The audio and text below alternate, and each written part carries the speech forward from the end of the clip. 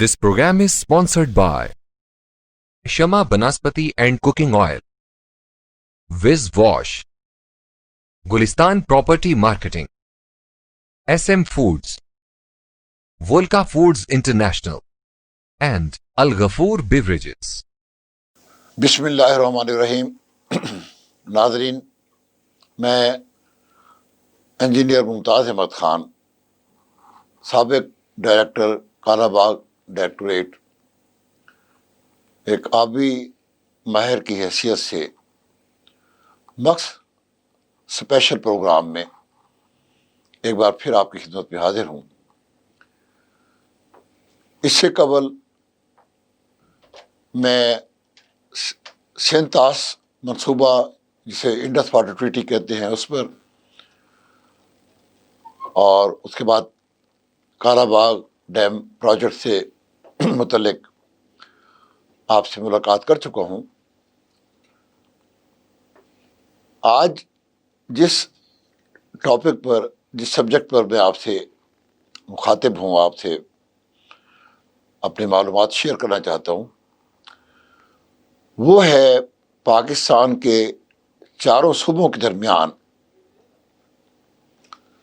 दरियाई पानी की तकसीम का वो मुआहदा जिसे वाटर अपॉर्शनमेंट एकॉर्ड 1991 कहा जाता है। हकीकत ये है कि ये मुआहदा, जो कि 1991 में पाकिस्तान के चारों सूबों के दरमियान तय पाया, आम आदमी तो छोड़े, बहुत ज़्यादा तालीम याफ्ता लोगों को भी इस चीज़ का इदराक नहीं है कि ये कितनी बड़ी कामयाबी थी। ये एक कारनामा था, और मैं एक इंजीनियर होने की हैसियत से मैं आपको ये बताना चाहता हूँ कि मई 1998 में पाकिस्तान ने एटमी धमाके करके अपनी एटमी सलाहियत का जो मुज़ाहरा किया था और उसका जितना इम्पैक्ट हुआ था, और उससे कौम में एक खुद एतमादी और सेल्फ रिलायंस का जो जज्बा आया था, और वो जितनी बड़ी कामयाबी थी कौम के लिए, ये वाटर अपॉर्शनमेंट एकॉर्ड 1991, ये उससे कोई कम कामयाबी नहीं है। लेकिन हमें इस चीज़ का इदराक नहीं है कि कौम की किस्मत में अल्लाह ताला की तरफ से ये कामयाबी जो आई, उसकी क्या अहमियत है। चुनांचे आज के इस प्रोग्राम में मैं आपको बताऊंगा कि इस वाटर अपॉर्शनमेंट एकॉर्ड की क्या अहमियत है और हम किन मराहिल और मुश्किलात से गुजर कर इस कामयाबी तक पहुंचे। नाजरीन, सूबों के दरमियान दरियाई पानी की तकसीम का जो तनाज़ा था, ख़ास तौर पर पंजाब और सिंध के दरमियान, ये कोई माजी करीब का तनाज़ा नहीं है, बल्कि ये तनाज़ा आज से पूरे 100 साल कबल सन 1921 में ये तनाज़ा मार्ज़ वजूद में आया, और इसकी बुनियाद बनी सतलुज वैली प्रोजेक्ट और सखर बैराज की तामीर। 1921 में जबकि ये एक पाकिस्तान उस वक्त मार्ज़ वजूद में नहीं आया था, और हम ब्रिटिश इंडिया का हिस्सा थे,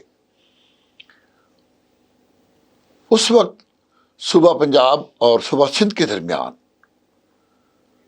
یہ تنازع شروع ہوا۔ ستلج ویلی پروجیکٹ کے تحت دریائے ستلج پر 3 براجوں کا منصوبہ بنا۔ فیروز پور ہیڈ ورکس، اس سے نیچے سلیمان کی ہیڈ ورکس، اور پھر اس سے نیچے اسلام ہیڈ ورکس، اور صوبہ سندھ میں سکھر بیراج۔ یہ جب 1921 میں یہ حکومت برطانیہ نے یہ منصوبے بنائے تو تب چونکہ دریائے ستلج، دریائے راوی، چناب، جہلم، چونکہ یہ دریائے سندھ کے معاون دریا ہیں،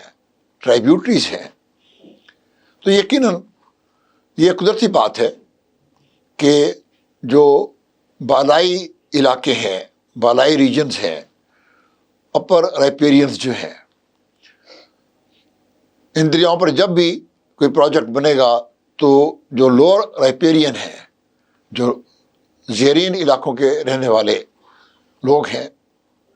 ان میں یہ شکوک و شبہات پیدا ہوں گے کہ آیا کہیں ہمارا جو پانی ہے اس میں تو کہیں مداخلت نہیں ہو رہی۔ اب چونکہ صوبہ سندھ جو ہے وہ لوور رائپیرین ہے، دریائے سندھ کے بالکل اینڈ پر ہے، جبکہ جو معاون دریا ہیں وہ پنجاب میں سے گزرتے ہیں، ستلج، راوی، چناب، جہلم، سندھ بھی پنجاب سے گزرتا ہے۔ تو جب بھی ان پروجیکٹس کے اوپر کوئی ان دریاؤں پر کوئی پروجیکٹ بنے گا تو نیچرلی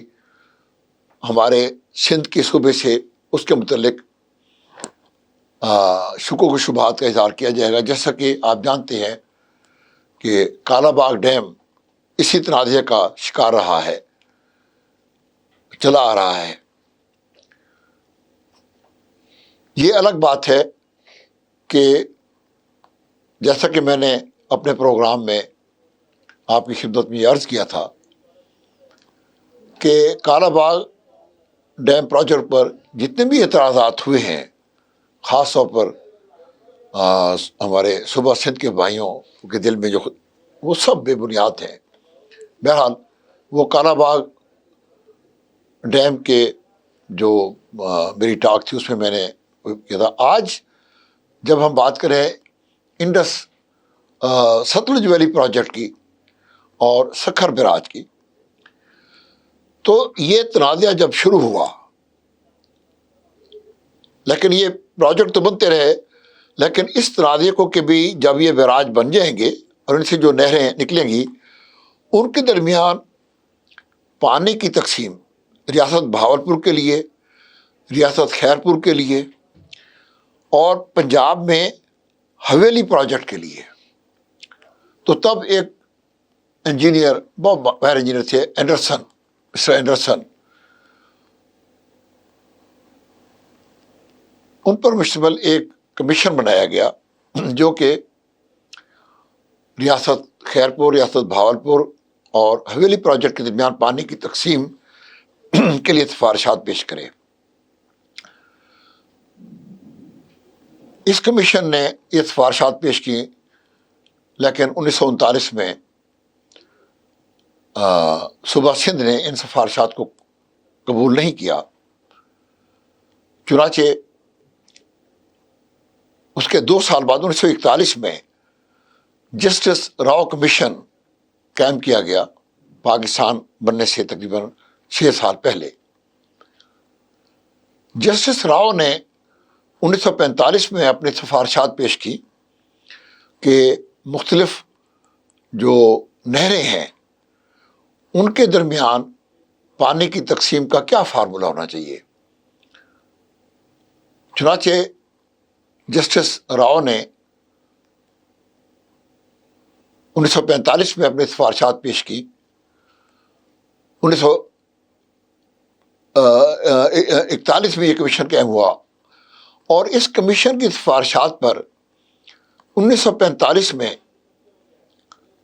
صوبہ سندھ اور صوبہ پنجاب کے جو چیف انجینئر تھے انہوں نے ایک معاہدے کا ایک مسودہ تیار کیا، لیکن 1947 میں ملک تقسیم ہونے کی وجہ سے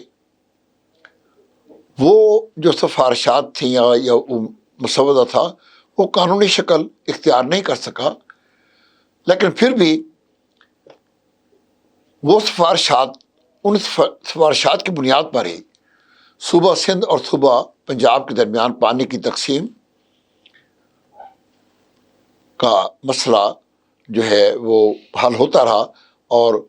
فیصلے ہوتے رہے انہی سفارشات کی، جسٹس راؤ کمیشن کی سفارشات کی بنیاد پر اور ان دو انجینئرس نے جو معاہدہ کیا اس کی بنیاد پر۔ پھر ہوا یہ کہ 1960 میں جنرل ایوب خان صاحب نے یہ ظلم کیا کہ انہوں نے 3 مشرقی دریا ستلج، راوی اور بیاس انڈس واٹر ٹریٹی کے تحت مکمل طور پر انڈیا کے حوالے کر دیے۔ اب ان 3 دریاؤں میں سالانہ تقریباً 33-34 ملین ایکڑ فٹ پانی آتا ہے، جس میں سے پاکستان میں جو جب یہ دریا بہتے تھے تو ان میں سے تقریباً 24-25 ملین ایکڑ فٹ پانی آتا تھا پاکستان میں، جو آگے چل کر دریائے سندھ میں شامل ہو جاتا تھا۔ یعنی ان میں سے جو نہریں نکالی گئی تھیں، فیروز پور ہیڈ ورکس، پھر اس کے نیچے سلیمان کی ہیڈ ورکس اور اسلام ہیڈ ورکس پر جو نہریں نکالی گئی تھیں، ان سے جو پانی بچتا تھا وہ دریائے سندھ میں جاتا تھا۔ تو یہ انڈس واٹر ٹریٹی کے تحت 3 مشرقی دریا انڈیا کے حوالے کرنے سے یہ صوبوں کے درمیان پانی کی تقسیم کا جو مسئلہ تھا وہ بہت سنگین ہو گیا۔ اس پر صوبہ سندھ سے یقیناً احتجاج کیا گیا، آواز اٹھائی گئی، لیکن بات یہ ہے کہ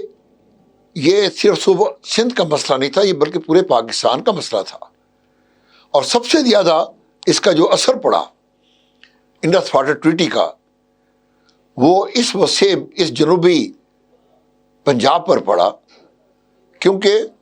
ستلج اور راوی سے 11 بڑی نہریں، میں نے پچھلی جو ٹاک تھی اس میں نے بتایا تھا کہ 11 بڑی نہریں نکلتی تھیں، جو کہ ضلع قصور سے لے کر ضلع رحیم یار خان تک، وسطی پنجاب سے لے کر اور جنوبی پنجاب کے آخری حصے تک یہ نہریں پنجاب کو سیراب کرتی تھیں۔ تو ان کا جو اوریجنل جو سورس تھا، جو اصل جو اس کا منبع تھا، جو وسیلہ تھا، وہ دریا انڈیا کے حوالے کر دیے گئے۔ تو یہ جو پانی کی تقسیم کا مسئلہ تھا اور پیچیدہ ہو گیا۔ چنانچہ 1968 میں اختر حسین کمیشن، اختر حسین جو کہ مغربی پاکستان کے گورنر تھے، ان کی سربراہی میں ایک کمیشن بنایا گیا کہ صوبوں کے درمیان پانی کا مسئلہ کیسے حل کیا جائے۔ اختر حسین کمیشن نے 1970 میں، جون 1970 میں اپنی سفارشات پیش کی، لیکن ہوا یہ کہ چند ماہ کے بعد 1 یونٹ توڑ دیا گیا جنرل یحییٰ خان نے، اور 1 یونٹ کی بجائے 4 صوبے جو ہے وہ مارد وجود میں آ گئے۔ اور پھر اس کے بعد آپ جانتے ہیں کہ ملک جو ہے وہ سیاسی، اپنی تاریخ کی سنگین ترین سیاسی بحران کا شکار ہوا، اور جس کا یہ ایک المناک، نہایت ہی المناک نتیجہ جو نکلا کہ مشرقی پاکستان ہم سے جدا ہو گیا 1971 میں۔ تو ان سیاسی حالات کی وجہ سے اختر حسین کمیشن جو ہے اس کی جو سفارشات ہیں وہ پھر مطلب ہے کہ ایریلیونٹ ہو گئی، غیر متعلق ہو گئی، کیونکہ 4 صوبے مارد وجود میں آ گئے۔ پہلے تو 1 یونٹ تھا، پورا مغربی پاکستان تھا، ایک ہی صوبہ تھا۔ اختر حسین کمیشن کی جو سفارشات تھیں وہ مغربی پاکستان یا ایک صوبے کے حوالے سے تھیں، لیکن جب 1 یونٹ ختم ہو گیا، 4 صوبے بن گئے، تو معاملہ جو تھا اس کا جو سکوپ ہے، اس کی ٹرم آف ریفرنس بدل گئیں۔ چنانچہ 1972 میں جسٹس فضل اکبر کمیشن قائم کیا گیا بھٹو صاحب کی دور میں۔ تو جسٹس فضل اکبر نے اپنی سفارشات پیش کی، جس میں انہوں نے کچھ جو ہے، یہ چونکہ ٹیکنیکل باتیں ہیں، تو انہوں نے یہ سفارشات پیش کی کہ جو نہروں کے جو تاریخی جو ان کے فلوز ہیں، جو ان کو پانی ملتا ہے، اس کو انہوں نے تحفظ دیا، اور کچھ اور سفارشات بھی پیش کی جو کہ ٹیکنیکل نیچر کی ہیں بہرحال۔ لیکن اس وقت کی حکومت نے جسٹس فضل اکبر کمیشن کی رپورٹ پر عمل نہیں کیا، اس خدشے سے کہ اگر ان سفارشات پر عمل کیا گیا تو سندھ میں ان کا جو ایک سیاسی کارڈ ہے یا جو سیاسی ان کی پوزیشن ہے، اس پر اثر پڑے گا۔ تو اس وقت کی حکومت نے، بھٹو صاحب کی حکومت نے، جسٹس فضل اکبر کمیشن کی رپورٹ کو شیلف میں بند کر دیا اور اس پر عمل نہیں ہوا۔ اگر اس پر عمل کر دیا جاتا تو شاید پاکستان میں مزید ڈیم بھی بنتے، مزید ڈیمز کے لیے راہ ہموار ہو جاتی، لیکن وہ نہیں ہوا۔ پھر اس کے بعد یہ ہوا کہ جنرل ضیاء الحق کی حکومت کے دور میں 1983 میں اس وقت کے چیف جسٹس عبدالحلیم کی قیادت میں، ان کی سربراہی میں ایک کمیشن قائم ہوا، جس کے ارکان میں 4 صوبائی حکومتوں کے چیف جسٹس صاحبان اس میں شامل تھے۔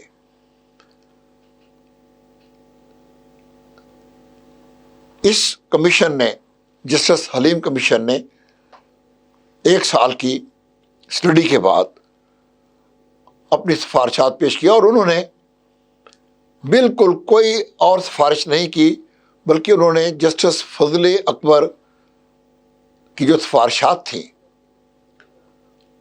انہیں کو ہی دوبارہ انہوں نے ریکمینڈ کیا کہ ان بنیادوں کے اوپر پانی کی تقسیم ہونی چاہیے۔ لیکن ہوا یہ کہ اس کے بعد بھی، جسٹس حلیم کمیشن کی رپورٹ کے بعد بھی 8 سال گزر گئے، اور 8 سال کے بعد 1991 آ گیا۔ 1991 میں اس وقت کی حکومت نے، میاں نواز شریف صاحب کی حکومت تھی، وہ وزیر اعظم تھے،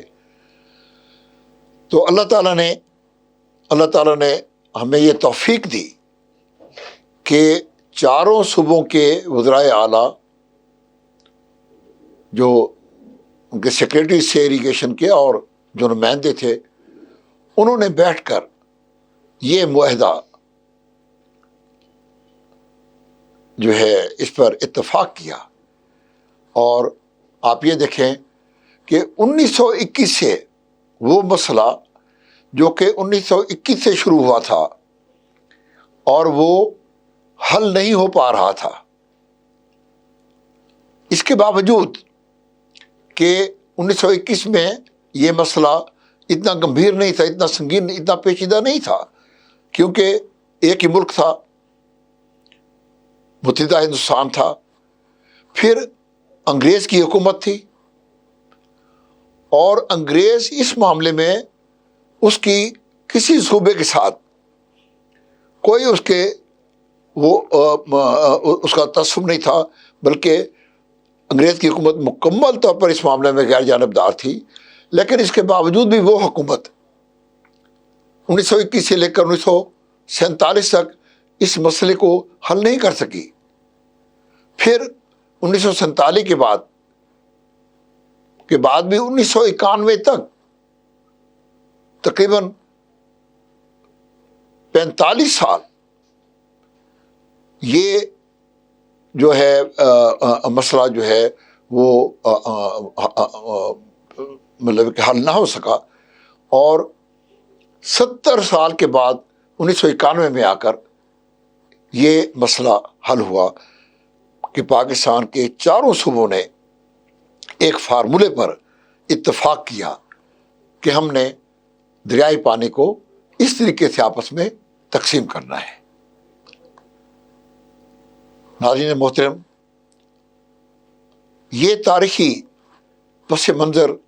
بتانے کا مطلب یہ تھا کہ آپ کو یہ بتایا جائے کہ یہ کتنی بڑی کامیابی تھی، یہ کتنی بڑی ہماری کامیابی تھی اس وقت کی حکومت کی، اور کتنا بڑا احسان تھا کہ وہ مسئلہ جسے انگریز برٹش انڈیا حل نہ کر سکا، وہ اگرچہ مسئلہ پیچیدہ سے پیچیدہ ہوتا گیا. انڈس واٹر ٹریٹی کے بعد، ملک کی تقسیم کے بعد پھر انڈس واٹر ٹریٹی ہو گئی، تو یہ مسئلہ زیادہ پیچیدہ اور زیادہ مشکل ہوتا گیا. لیکن اس کے باوجود بھی یہ مسئلہ 1991 میں حل ہو گیا، جس کا کریڈٹ یقیناً بہت بڑا کریڈٹ اس وقت کی حکومت کو جاتا ہے. میاں نواز شریف کی حکومت تھی. میں ایک انجینئر ہوں، میں ایک ریٹائرڈ انجینئر ہوں. میرا کسی سیاسی پارٹی سے کوئی تعلق نہیں ہے، لیکن میں یہ سمجھتا ہوں کہ میاں نواز شریف کی حکومت کا یہ ایک بہت بڑا احسان ہے اور اعزاز ہے کہ وہ مسئلہ جو کہ 70 سال سے نہیں حل ہو رہا تھا وہ انہوں نے حل کیا. اور اس کے بعد چاروں صوبے جو ہے وہ ایک فارمولے کے اوپر متفق ہو گئے. یہ تو ہے اس معاہدے کی اہمیت. اب آپ کو میں یہ بتانا چاہوں گا کہ اس معاہدے کے تحت صوبوں کے اور پاکستان کے حصے میں کیا فوائد آئے، یا کیا اس معاہدے کی جو اہم شقیں ہیں وہ کیا ہیں. اس معاہدے کی جو سب سے ایک اہم شق ہے وہ تو یہ ہے کہ 1977 سے لے کر 1982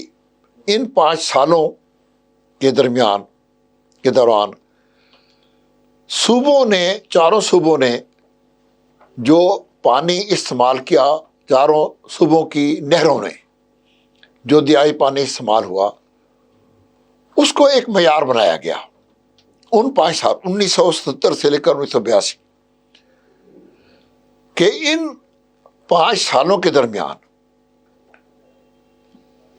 چاروں صوبوں کی نہروں میں جو پانی گیا ہے اور جو پانی کنزیوم ہوا ہے اس کو ایک پیمانہ قرار دیا گیا کہ یہ جو پانی ہے جو صوبہ پنجاب نے استعمال کیے، جو صوبہ سندھ نے، KPK نے اور بلوچستان نے، جب بھی دریاؤں میں پانی اویلیبل ہوگا اتنا پانی، تو اسی تقسیم سے، اسی تناسب سے صوبوں کے درمیان پانی تقسیم ہوگا. ایک تو یہ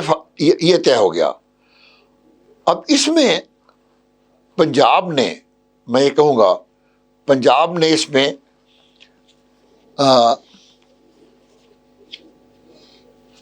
قربانی دی چھوٹے صوبوں کے لیے.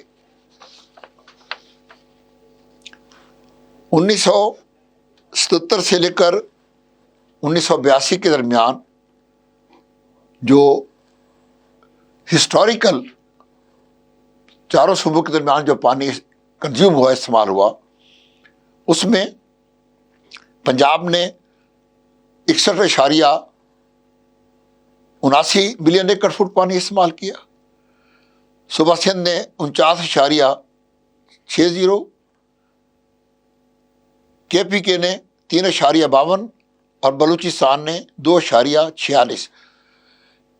یہ 117.35 ملین ایکڑ فٹ پانی جو ہے اس کو بیس بنایا گیا کہ ہمارے دریاؤں میں اتنا پانی ہوگا تو وہ اس تناسب سے جو ہے وہ چاروں صوبوں میں تقسیم ہوگا. لیکن پنجاب نے یہ معاہدہ کرتے ہوئے قربانی دی اور 61.79 ملین ایکڑ فٹ کے بجائے 55.94 ملین ایکڑ فٹ پانی لینا قبول کیا. یعنی تقریباً 6 ملین ایکڑ فٹ پانی پنجاب نے قربانی دی. کس کے لیے؟ چھوٹے صوبے کے پی کے اور بلوچستان کے لیے. یہ کتنے بڑے دکھ کی بات ہے, کتنے بڑے دکھ کی بات ہے کہ اس کے باوجود پنجاب کو غاصب کہا جاتا ہے. پنجاب پر یہ الزام لگایا جاتا ہے کہ اگر کالا باغ ڈیم بن گیا تو پنجاب اس میں سے پانی چوری کرے گا. یہ کس قدر لاگو اور کس قدر غیر حقیقی, اور میں تو یہ کہوں گا کہ بےہودہ, انتہائی بےہودہ, المناک بات ہے یہ کہ جس پنجاب نے 5.85 ملین ایکڑ فٹ پانی کی منظوری کی قربانی دی, جبکہ سندھ نے 0.84 ملین ایکڑ فٹ کی قربانی دی, جو ہسٹوریکلی سندھ کا حصہ بنتا تھا 49.60, جبکہ ایکارڈ کے تحت اسے 48.76 ملین ایکڑ فٹ پانی جو ہے وہ دیا گیا. تو پنجاب نے تقریباً 5.85 ملین اور صوبہ سندھ نے 0.84 ملین ایکڑ فٹ کی قربانی دی بلوچستان اور کے پی کے لیے. بہرحال بڑے بھائی ہیں, بڑا بھائی ہمیشہ قربانی دیتا ہے, دینی بھی چاہیے, ہونا چاہیے چھوٹے بھائی کے لیے. لیکن بات یہ کہ اگر اس کو اپریشیٹ نہ کیا جائے, اگر اس کو تسلیم نہ کیا جائے, اگر اس کا انکار کیا جائے اور بلکہ اس کے باوجود بھی بڑے بھائی کو متون کیا جائے, تو یہ بہت دکھ کی بات ہے, بہت المناک بات ہے. بہرحال ایک تو یہ ہو گیا کہ نہری پانی کہ اگر ہمارے دریاؤں میں 117.35 ملین ایکڑ فٹ پانی آئے گا, ویسے ہمارے جو دریا ہیں ان میں تقریباً 140 on the average 140 million acre feet پانی آتا ہے سالانہ. کبھی 180-190 تک پہنچ جاتا ہے, کبھی 100 سے بھی کم رہ جاتا ہے جب خشک سالی ہوتی ہے, بارشیں نہیں ہوتی.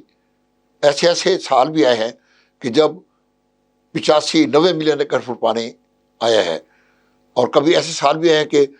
180-190 تک 199 ملین ایکڑ فٹ تک بھی پانی آیا, جب سیلاب, بہت زیادہ سیلاب آئے, بڑی تباہیاں بھی ہوئی. اینی تو ایک تو یہ طے ہو گیا. اس کے بعد دوسرا جو کلاس تھی, شک جو تھی, وہ یہ اس میں یہ طے ہوا کہ یہ پانی جو ہے اس کے بعد دریاؤں میں, ہمارے دریاؤں میں جو فالتو پانی ہوگا وہ کیسے تقسیم ہوگا. جب کوئی بنیں گے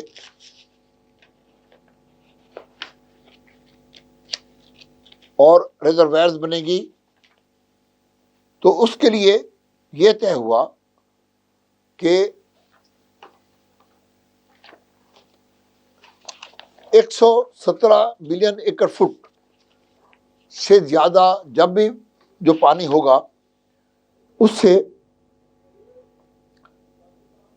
ڈیم بنائے جائیں گے، ریزروائر بنائی جائیں گی، اور اس کے لیے یہ طے ہوا کہ جو ایڈیشنل پانی، جو فالتو پانی ہوگا، جو ڈیم بنیں گے، جو سٹوریجز بنے گی، اس میں پنجاب کا حصہ 37% ہوگا، سندھ کا بھی 37% ہوگا، KPK کا 12% اور بلوچستان کا 14%۔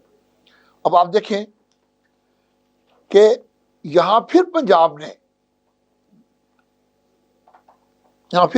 نے قربانی دی، اور حالانکہ ہمارا جو حصہ بنتا تھا وہ پنجاب کا بنتا تھا 47.67%، جو ایریا ہے، جو پنجاب کا جو ایریا ہے، اور جس میں مطلب ہے کہ چونکہ پنجاب سب سے بڑا صوبہ ہے، اور پنجاب کی جو ایگریکلچر ہے، یعنی گندم ہو یا کپاس ہو، وہ تقریباً 70% جو ہے وہ پنجاب میں ہوتی ہے، باقی 30%، کوئی 20-25% صوبہ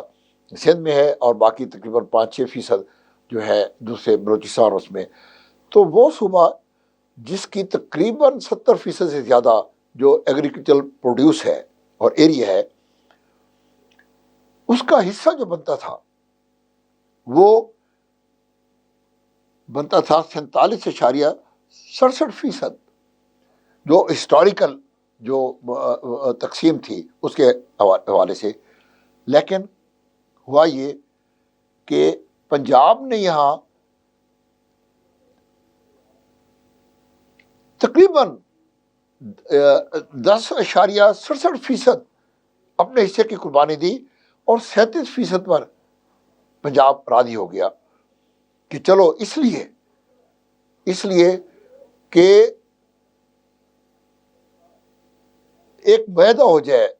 تاکہ آگے ڈیم بن سکے،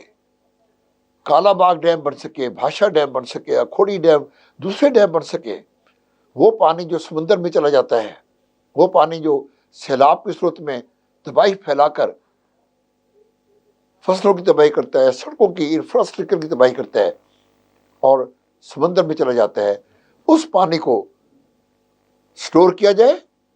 ڈیم بنائے جائیں، بجلی پیدا کی جائے، سیلابوں کو کنٹرول کیا جائے۔ تو یہ صرف اس مقصد کے لیے پنجاب نے یہ قربانی دی کہ اپنے حصے سے 47.67% کی بجائے 37% پر پنجاب راضی ہو گیا۔ حالانکہ پنجاب بہت بڑا صوبہ ہے، سندھ اس کے مقابلے میں بہت چھوٹا ہے۔ سندھ کا جو رقبہ ہے پنجاب کے رقبے کا تقریباً 1/4 جو زیر کاشت رقبہ ہے، پنجاب کا تقریباً اس کا 1/4 زیادہ 1/3 ہے۔ لیکن پنجاب نے اس چیز کی قربانی دی اور اپنا وہ جو تھا حصہ سندھ کو دے دیا، اور 37% پر راضی ہوا، اور سندھ کو بھی 37% جو ہے ایڈیشنل جو سٹوریجز ہیں، ڈیمز ہیں، حصہ دیا گیا۔ یہ کتنی بدقسمتی کی بات ہے۔ یہ میں اس کے جو ہمارا سیکنڈ پارٹ ہے، اس میں یہ بتاؤں گا کہ یہ اتنی قربانی دینے کے باوجود اور یہ کامیابی حاصل کرنے کے باوجود ہم کیوں نہ کالا باغ ڈیم بنا سکے، ہم کیوں نہ پچھلے 40 سال کے اندر اور ہم ڈیم بنا سکے۔ حالانکہ اس معاہدے کے بعد، اس واٹر اپورچنمنٹ کارڈ کے بعد تو فوراً ڈیم بننے چاہیے تھے۔ یہ میں اس کی وجوہات میں